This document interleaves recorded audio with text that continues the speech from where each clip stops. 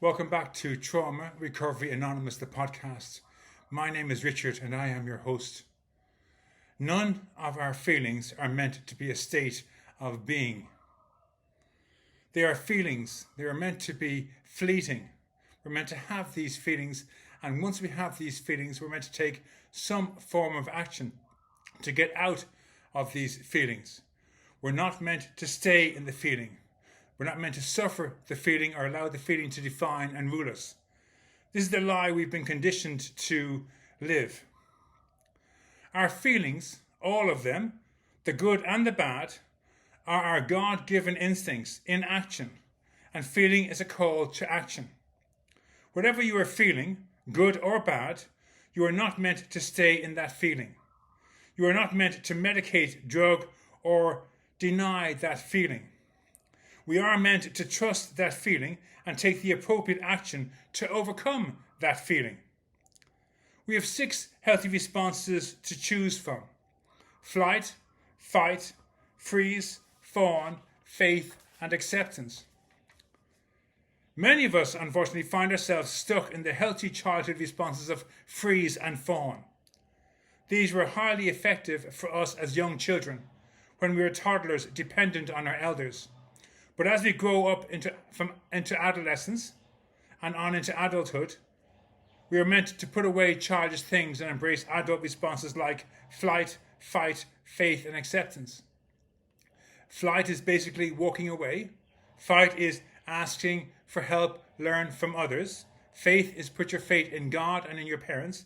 And acceptance is understand you're not a victim. It's not all about you. There's no target on your head.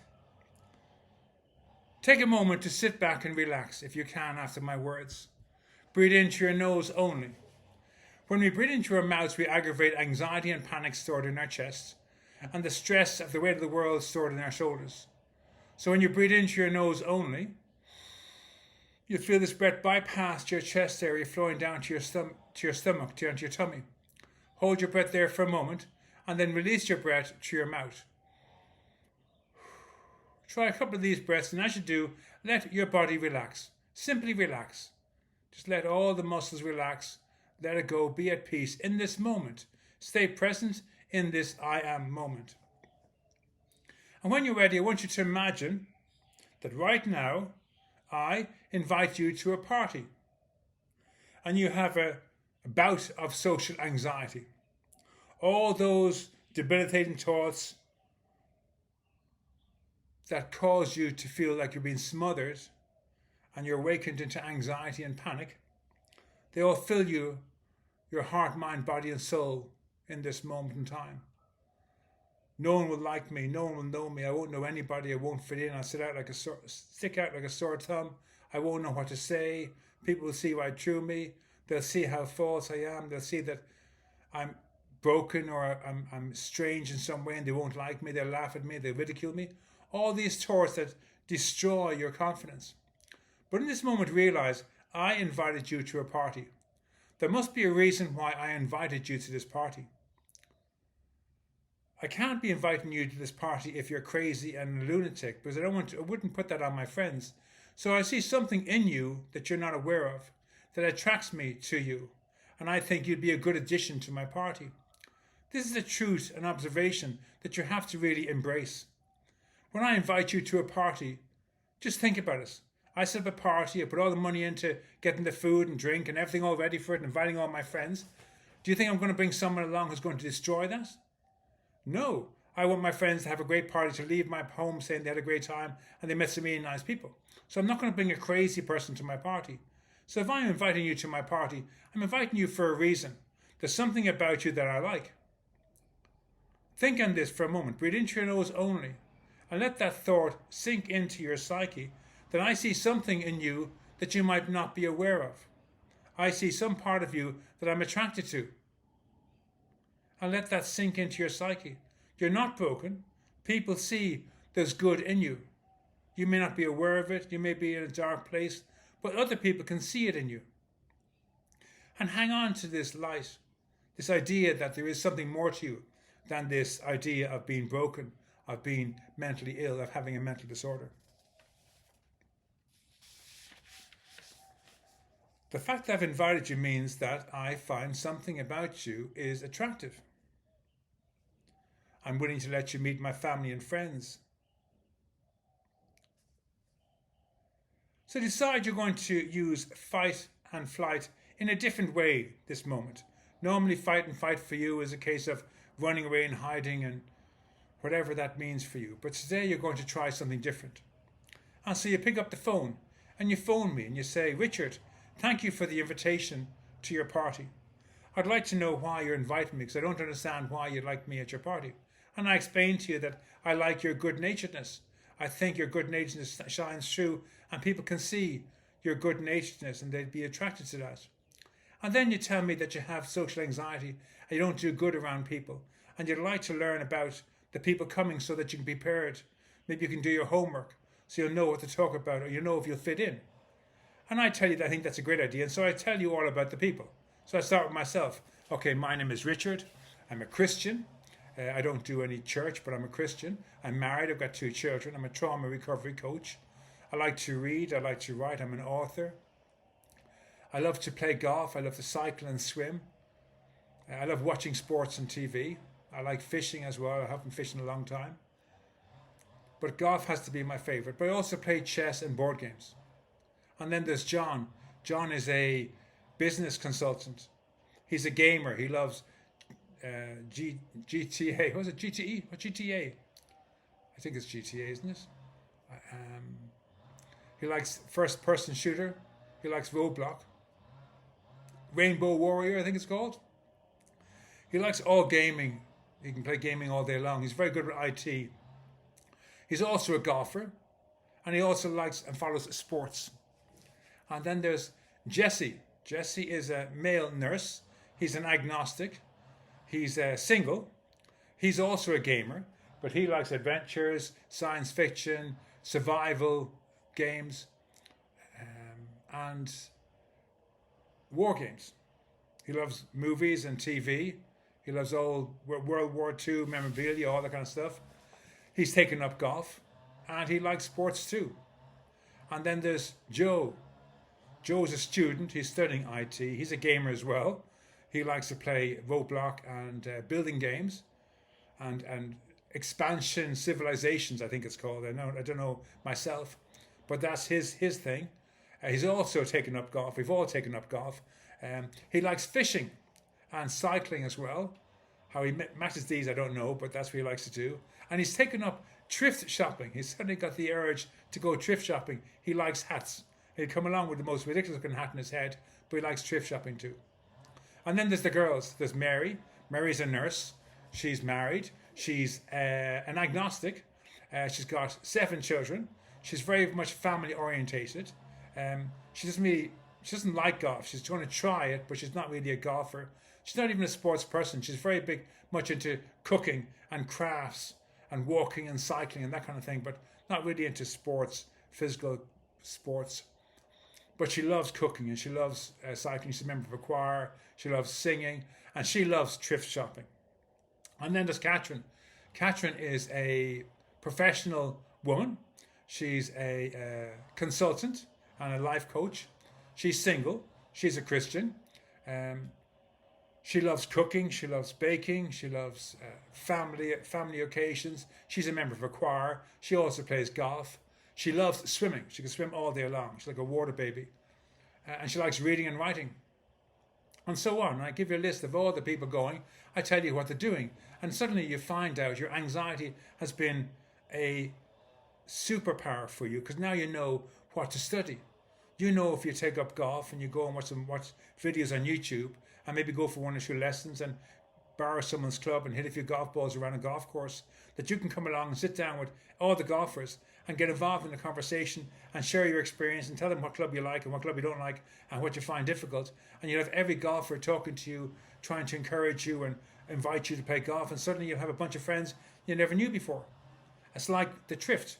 All the girls do thrift, and that chap took up thrift. Again, you just go to a thrift store and you pick one thing you're going to start collecting. It might be hats, it might be ties, it might be scarves, it might be jackets, it might be waistcoats. Pick something for yourself that you're going to start looking for, and you start buying these. Waistcoats could be a cool thing. They always look great with a white shirt and jeans. And start buying the odd waistcoat, tweed waistcoat, or silk waistcoats, and start buying 1 or 2 waistcoats. And then on the day you go to the party, wear your waistcoat.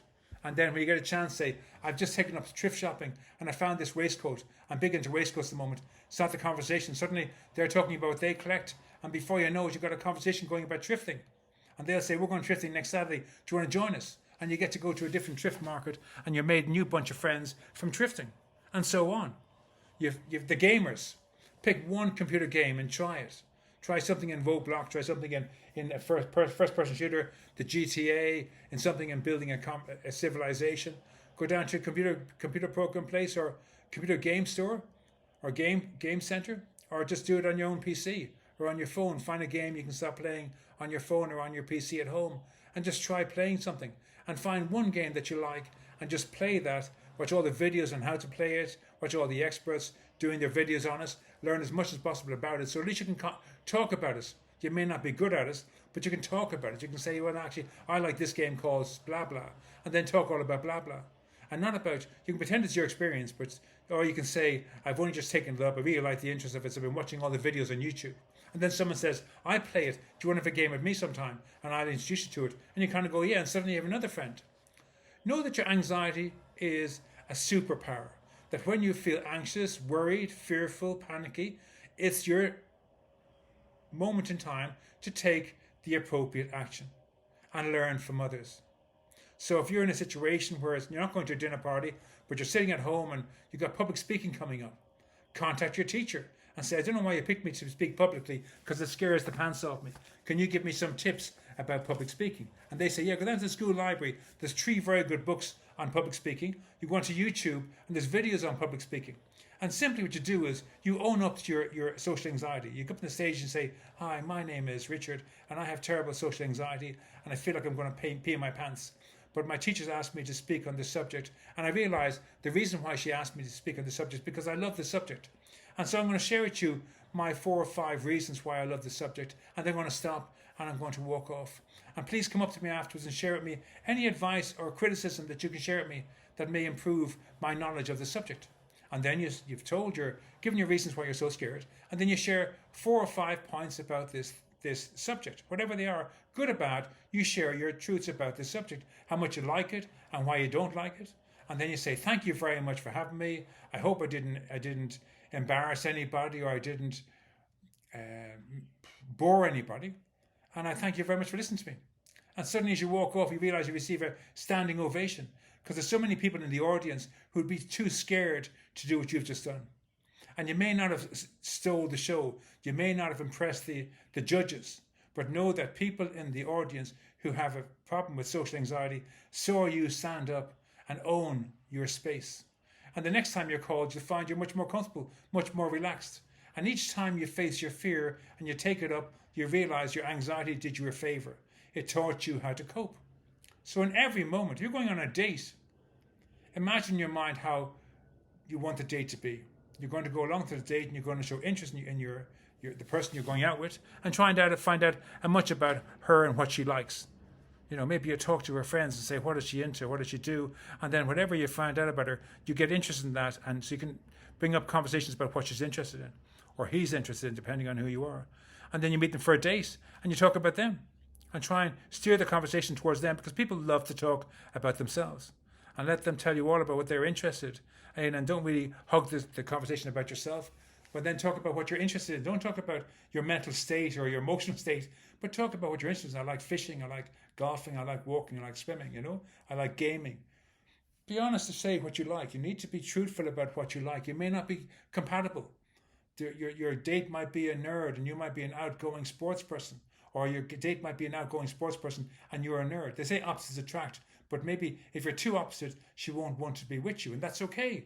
But you'll find this way, when you're truthful and honest about who you are, you'll find people who will connect with you. And then next time you go out on a date, suddenly you find that person's a perfect fit for you. It's about finding your fit. And you're only starting out, so it may take years before you find your fit. But if you're truthful about who you are, own your social anxiety. I have social anxiety, but I want to be able to handle it. So please tell me about the people I'm meeting. Tell me about the job I've applied for.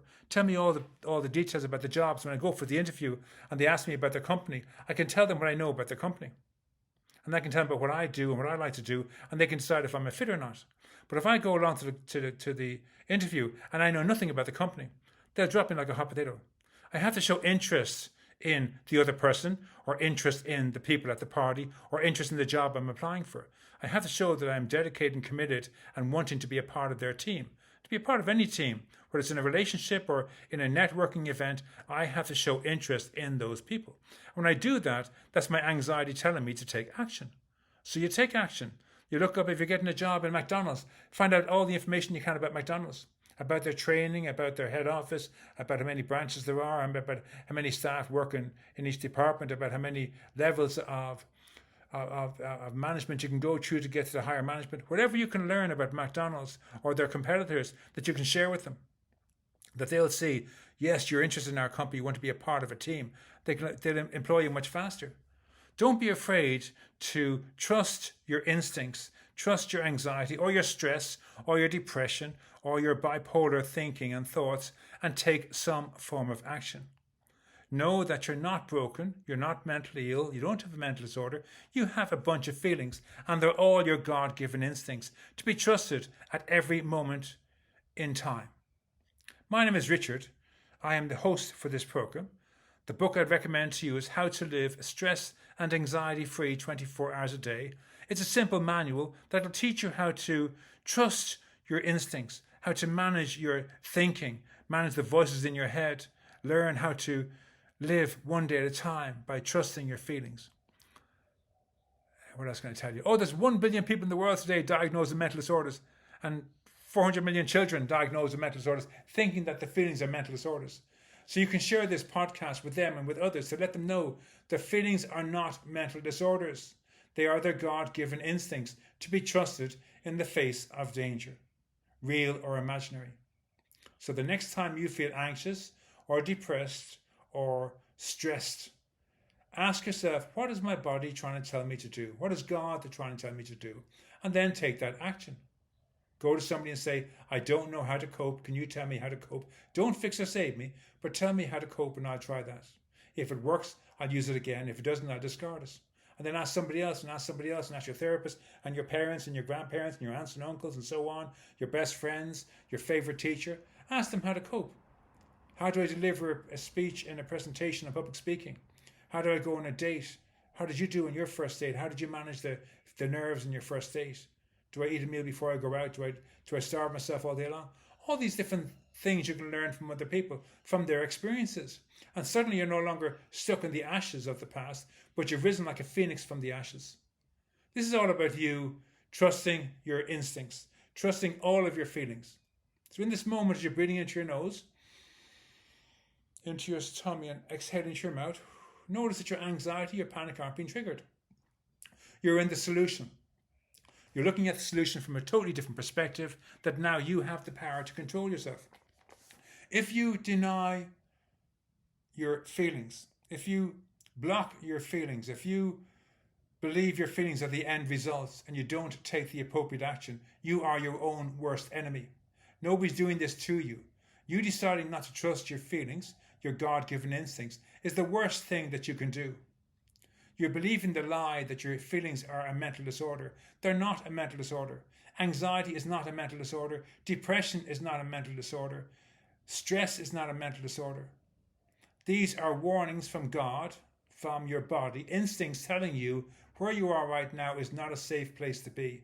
You need to take some form of action to get out of this feeling. And so if your feeling is something like anxiety for fear of the unknown future, then you need to take the appropriate action. But if your feeling is depression or stress about a past event, then you also need to break free of that past event. And to do that, you have to embrace a program like a Trauma Recovery Anonymous, where you give the details and the baggage of the event back to your inner child, the actual person who suffered the trauma. You're alive in existence today in this 1 hour, and everything before this 1 hour is belonging to younger aspects of you. We refer to them as your inner child. So what happened in the past happened to your inner child, didn't happen to you, because you only exist today. And there's a program for that also called Trauma Recovery Anonymous. And you can contact me at appointments@traumarecoveryanonymous.com if you'd like me to take you through the process. It's a very simple process. It takes 3 hours to help you cast out your demons, break free of the bondage of the past, so you can live your life fully in the present. Thank you very much. My name is Richard Tierney. I'm glad to speak to you today.